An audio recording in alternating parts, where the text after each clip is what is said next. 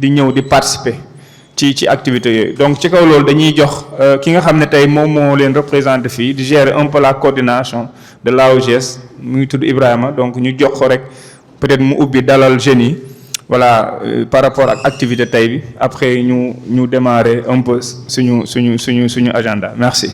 liggéey bi aw na yoon ndax tey fu ci nekk muy Sàkkal muy Léona muy Kokki foo ci dem di nga mën a teg sa loxo ne lii lañ fa def, donc loolu déjà c'est une source de satisfaction. dina tax tey yéen aussi di ngeen won yoon wi ñeneen ñi nga xam ne nii ñi ngi ci doon kii comme ni ko Ngidile defee, Mbéjeen def ko, ñëpp def ko, kon ngeen xam ne bésu tey vraiment bésu sargal la, féliciter leen, encourager leen vraiment ci liggéey bi ngeen def. di leen wax ne leen nag agenda bi xam naa ne France dina si ñëw, peut-être que du gudd trop parce que tamit ay nañ xel ne nawet lañ nekk te à tout moment asamaan si mën a soppeeku, mais vraiment loolu laay wax rek ci kàddu ubbi yi. xam naa nag ci biir waxtaan wi nag après dinañ mën a am yeneen yu ñu mën a yow di leen leeral, di leen vrai passer wax de di leen souhaiter vraiment ngeen passer une très belle journée de remise des awards. Merci. Je m'appelle Sophia.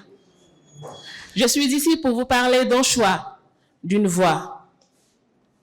Dans un monde où les chemins semblent tout tracés, où les jeunes comme moi se sentent souvent perdus entre l'immigration irrégulière et l'abandon scolaire, je suis là pour vous dire qu'il y a une autre option. Pendant des années, j'ai vu mes amis et mes proches partir vers d'autres pays. Attirés par la promesse de meilleures opportunités, de meilleure vie, j'ai souvent été tentée de les suivre et de laisser derrière moi ce que je connaissais pour l'inconnu. Mais quelque chose en moi a toujours résisté. Je refuse de croire que l'abandon scolaire est inévitable pour ceux d'entre nous qui sont confrontés à des problèmes sociaux et économiques. Je refuse de croire que l'immigration irrégulière est la seule option vers un avenir meilleur. Parce que oui, je crois en une troisième voie. Une voie qui commence par l'autonomisation des jeunes, par l'éducation, mais aussi par l'influence de nos propres choix. Je sais que ce n'est pas facile. Oui, je sais que c'est décourageant. Mais chaque jour, je me lève avec la conviction que je peux créer, que je peux influencer le cours de ma propre vie. Et c'est cette conviction qui me donne la force de rester, de me battre, de poursuivre mes rêves ici, chez moi. Je sais que le chemin est semé d'embûches. Je sais que ce n'est pas facile. Je sais que c'est trop décourageant. Mais je suis là pour vous dire que nous ne sommes pas seuls. Ensemble, en tant que communauté, en tant que jeunes, nous pouvons nous unir, nous encourager, nous inspirer mutuellement à choisir une voie différente. Merci beaucoup, chers jeunes. Donc, je commencerai d'abord par saluer très respectueusement mon neveu ici présent et qui est l'actuel maire de Kokki, de la commune de Kokki. Et au-delà de ça, je voudrais également saluer toute l'assistance ici présente et particulièrement les agents de Plan Louga. Et je citerai quelqu'un qui a été pour nous la clé de notre projet, et je veux nommer Modungom Gémou de la commune de Léona. Vraiment, je demanderai à toute l'assistance de l'applaudir très fort. Pourquoi je dis qu'il est la clé? Parce que simplement, sans lui, on ne serait pas là aujourd'hui. Donc, il a œuvré, il a combattu et il a fait beaucoup de démarches pour nous gratifier aujourd'hui de cet intrant qui est pour nous un outil, comme les élèves l'ont dit, très utile, mais aussi utilisable, et que nous allons également utiliser dans de très bonnes dispositions et dans d'excellentes conditions de propreté et d'hygiène. Je voudrais également remercier les élèves qui sont porteurs de projets, avec qui j'ai été tout le temps, durant tout le processus. Et c'est des élèves qui ont été très braves, qui ont participé activement à la réalisation de ce projet. Et vous avez entendu tout de suite dans le discours dire que symboliquement, ils ont eu à collecter une somme de 37 000 francs. Et là également, ça montre combien ça leur tenait à cœur et combien également ils ont senti que cette affaire, c'était leur propre affaire. Donc voilà quelques mots que je voudrais lancer. Et je terminerai par remercier Plan Louga, qui a financé ce projet à hauteur de 1 340 000 francs. Brisons le silence contre les grossesses précoces. Pour préserver nos rêves et nos ambitions, l'information est notre grand sens.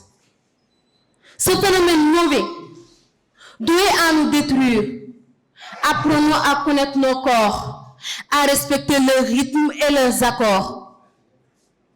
La précipitation ne doit pas guider les décisions de notre destinée. Pour avoir un mot dans la société, que la maturité soit notre phare. Condamnant notre physique d'une grossesse à risque, jeune et pleine de potentiel, refusons de voir nos vies changer de sel. Levons nos yeux, brisons les chaînes pour éviter l'erreur et l'ignorance. Cultivons le savoir et la vigilance. La prévention, notre arme, notre cri, pour qu'aucune ne soit oubliée. Chaque voix compte dans ce combat, pour qu'aucune ne soit mise en bas. Le futur est un trésor à chérir, et la connaissance, notre âme pour grandir. Disons non aux grossesses précoces avec ferveur. Merci. di leen beral nuyoo mais aussi leen féliciter de passage di féliciter Plan di wax ne li nga xam ne def nañ ko tey je pense que ne du lu commencé léegi c'est l'aboutissement d'un long processus xam ne Plan commencé na ko yàgg na ñun ñi ci nekk doon ànd ak ñoom ci liggéey bi démb tey doog a ñëw lu Plan def rek ci programme ak initiative rek du ñu bett au-delà même de cette initiative Plan dafa nekk un partenaire stratégique bu jël l'humain teg ko au centre de toutes ses activités d'abord ci approche besoin ba ñuy ñëw di changer des approches chaque FAI ñu indi un programme bu bees boo xam day am un impact très positif auprès des populations bi ñu ñëwee tey ba egsi ci approche bi nga xam ne mooy tabax nit moom lañ koy woowee tabax nit je pense que ne ñi nga xam ne ñoo wër tey taabal ji ñëpp ku fi jugee ak secteur boo mën a nekk ëllëg da ngay doon un leader da ngay doon quelqu'un qui est capable de servir sa communauté sans rien entendre loolu mu ëpp solo ci liggéey bi Plan yi def tàggat bi Plan di def ci nit ki si je prends l'exemple des animateurs nga xam ne liggéey bi ñuy def liggéey bu extraordinaire auprès de communauté nga comparer traitement de faveur bi ñu leen defal ci li ñu leen di jox ak li ñuy daj nga xam ne ku amul kuñ ubbiwul sa xol jàngal la ne nit moo gën lépp rawatina gone doo mën loolu Plan loolu la réussir mu am benn aspect bu am solo mooy ñun en tant que collectivité territoriale Plan dafa nekk au-delà d'un partenaire mu nekk un collaborateur sincère ci liggéey bi ñuy def xam na ni mooy indi les moyens mooy indi la logistique mooy indi tey même des programmes bien ficelés yoo xam bu ñu ko tegee rek directement day am conséquences yoo xam c'est toujours positif auprès des populations mais day jël lépp jiital ñu ci kanam bàyyi ñoo contrat yi jox ñuy moyens yemuñ ci loolu Plan day créer ce qu'on appelle de l'emploi dans nos communes fu mu dem rek fekk na fa ay nit ñoo xam ne engagé na leen ñu dëkk ca gox ba di liggéey ak waa gox ba di ci am lu ñuy yóbbuwaat seen kër mu leen di kon di leen former su ñu jëlee en termes de formation je prends mon propre exemple tey la gestion administrative et financière lu ma ci xam tey Plan tax ma xam ko à travers les émaux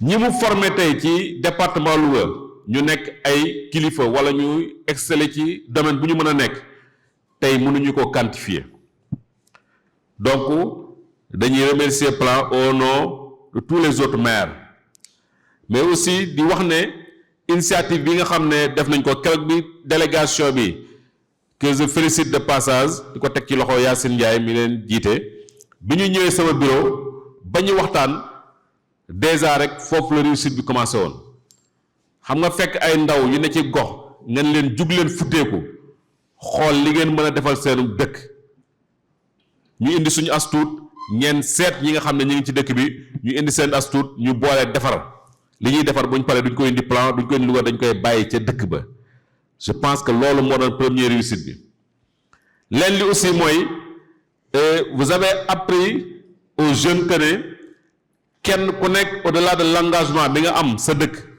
war nga doon nit koo xam da ngay agir du doon wax kese mais da ngay jub jëf noonu la initiative yi mel mooy lu ñu identifier ne war nañ koo def suñu gox dañuy jub jëf ko ànd kook ñi nga xam dañoo ne ci biir gox ba maire indi chef de village indi waaye exemple bi waa ñoom Modou Ngom wax sànq nga xam ne même bu dee maçon même bu dee électricien même bu dee peintre ci dëkk bi lay jógee da ciy def ñaqam.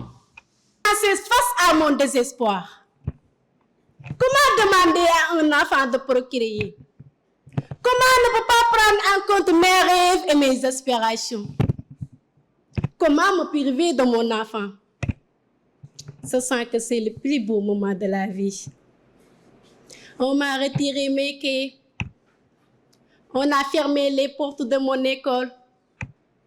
Mes rêves se sont avalés. Mes larmes sont devenues mes seuls parents. Ma plume me révoltait. Écrit la force de dire non. Non à cette ignominie. Non à cette barbarie. Non aux traditions qui détruisent des vies. Non à la pauvreté qui vole l'avenir des enfants. Oui. Oui à l'école qui éclaire nos semaines. Oui à des parents qui protègent leurs enfants. Oui à la liberté de choisir son destin. Oui à un avenir où chaque fille grandir dans la dignité. Car un enfant n'est pas une épouse. Un enfant est une promesse, un espoir, une lumière. Protégeons-la aujourd'hui pour qu'elle éclaire le monde de demain. Merci. De notre commune, notre priorité. Loolu moo nekkoon suñu tur projet ñu présenté ay toilettes yu ñu tabax ci case de santé bu Ndiaréwaxe ak benn salle de classe bu ñu defar à l'école primaire de Diadiordé. Liggéey bi jafe na jafewul parce que li tax jafewul mooy plan moo ñu teete parce que avant ñuy soobu ci liggéey bi dañoo ñëw fii ñu tàggat ñu wax ñu nan la liggéey bi di demee léegi nag ci kaw loolu nag ci lañ répartir tâches yi am koo xam moom lañ chargé woon de communication ñu jóg sol sunu daal dem seeti sunu waa askan autorités yi bonne volonté yi waa dëkk bi GVF yi ASC yi ñëpp ñu dem seeti ji leen.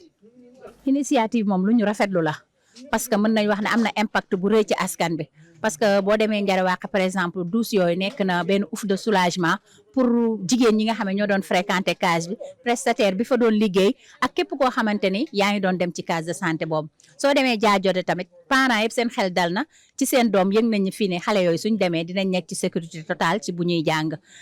En dehors de ça tamit initiative bi nekk na formation ci ñun ñi nga xamante ni ñoo nekk comme équipe de projet parce que bis ni ki tey suñ jógee bëgg dara xam nañ ban yoon la ñuy aw pour jëmmal dara ci sunu ay dëkk ak ci sunu ay gox. Monsieur Dolly mooy di remercier plan d'abord parce que plan depuis bu yàgg ba tey wax naa depuis bi ñu nekkee ay xale ba tey mi ngi ñuy accompagner ci yeneen ak yeneen ak yeneen di remercier sunuy maire mais di remercier sunu présidente Gémeaux yi ak sunuy animateur sunuy superviseur ak ñëpp. parce que dar nañ ñu di ñu kii ci côté yëpp parce que même bu dul ay bâtiment yu tabax toujours ñu ngi ñuy xelal ci déperdition scolaire grossesse précoce ak yeneen ak yeneen ak yeneen ñu ngi ci yee sunu ay njaboot di ci yee sunu ay rakk amuñu seen fay macha allah. am lu tax ñu gën a kontaan ci activité yi parce que lii plan di def ñun la war bu fekkee construire salle de classe collectivité bi la war bu fekkee ay toilettes ñun la war maintenant bu ñu amee un partenaire bu ñëw organiser wu jël ay jeunes indi moyen lu mu tuuti tuuti boole leen organiser leen former leen ñu defal ñu loolu ñun du ñu def lu dul accompagner leen te sawar nag ci accompagner leen ci seeni activité parce que li ñu waroon ñun def moom moo ñëw jàppale ñu def ko. voilà bëgg nañu parce que initiative man li tax ma bëgg mu law parce que mooy tey li gën a jaf volontariat mécénat dafa jëfi ci société bi ku tey Sénégal muy foo dem koo laal rek boo ko nee nii rek danaa la ñaata nga may fay ak ñaata laa ciy am donc ñoom bu ñu ñëwee tey am benn idée de projet boo xam ne plan d'action volontariste c'est-à-dire man lan laa mën a amal sama société ban njëriñ ban apport laa ci am ñu former jeunes yi ba ñu tey jeunes yi nga xam ne tey ñoo gën a réticent sax di ñu ñëw di bokk ci affaire yi je crois que loolu dañ ko war a pérenniser yaatal ko ba mu gën a yaatu ba nga xam ne lii nga xam ne bu ñu ko amee ëllëg jeunes yi fu ñu laan soxlaa rek duñ fa nekk dinaa lan nga may fay ak lan mais dañuy ñëw volontairement pour xam ne seen société la ñuy liggéeyee. Bon, comme vous le savez, aujourd'hui, on était là pour célébrer ces jeunes-là. Parce que c'était une célébration, parce qu'on devait les remercier d'abord de l'engagement qu'ils ont eu à réaliser ces projets-là, ces projets impactants pour les communautés. Donc, nous comptons vraiment que ces projets-là puissent être pérennisés.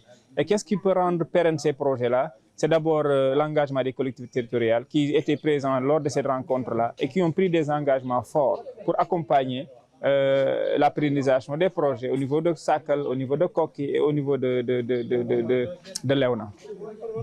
Donc chaque commune, on a eu à former 6 porteurs de projets. Donc au total, ils étaient 18 porteurs de projets répartis dans les 3 communes.